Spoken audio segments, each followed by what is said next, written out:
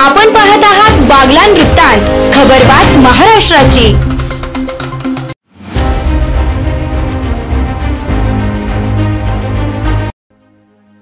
देवळा तालुक्यातील मेशीफाटा येथे बंद घराचे कुलूप तोडून 70,000 रुपयांची चोरी करणाऱ्या चोराला देवळा पोलिसांनी 24 तासाच्या आत मुद्देमालासह अटक केली असून या प्रकरणी देवळा पोलिसात गुन्हा दाखल करण्यात आला आहे।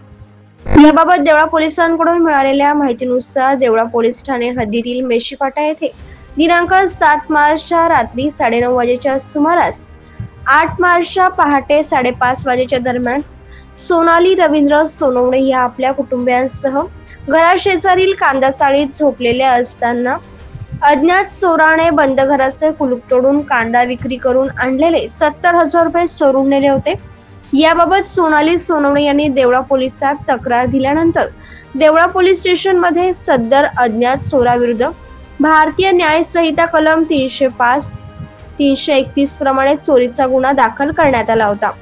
त्या अनुषंगाने देवळा पोलीस स्टेशनचे पोलीस निरीक्षक सार्थक नेहते व कळवण उपविभागीय पोलीस अधिकारी किरण कुमार सूर्यवंशी यांच्या मार्गदर्शनाखाली देवळा पोलिसांनी घटनास्थळी भेट देऊन श्वान पथकाला पाचारण करीत तपास कार्य सुरू केले। श्वान पथकाने घटनास्थळापासून मेशीफाटा परिसरात राहणाऱ्या गणेश बापू शिंदे यांच्या घरापर्यंत मार्ग दाखवल्याने पोलिसांनी संशयित आरोपी गणेश शिंदेला ताब्यात घेऊन विचारपूस केली असता संशयित आरोपीने आपणच चोरी केल्याची कबुली देऊन 70,000 रुपये पोलिसांकडे काढून दिले।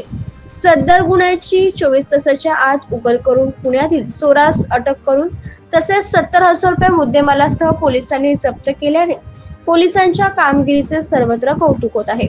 सदरचे तपास कार्य हे देवळा पोलीस स्टेशनचे पोलीस निरीक्षक सार्थक नेहते यांच्या मार्गदर्शनाखाली देवळा पोलीस स्टेशनचे पोलीस उपनिरीक्षक दामोदर काळे, पोलीस हवालदार भास्कर सोनवणे, इंद्रजित बेर्डे, नितीन बारहाते, पोलीस नाईक संजय मोरे, पोलीस अंमलदार संदीप चौधरी, श्रावण शिंदे यांच्या पथकाने केली आहे। बागलाण वृत्तांतसाठी कार्यकारी संपादक मनोज वैद्य।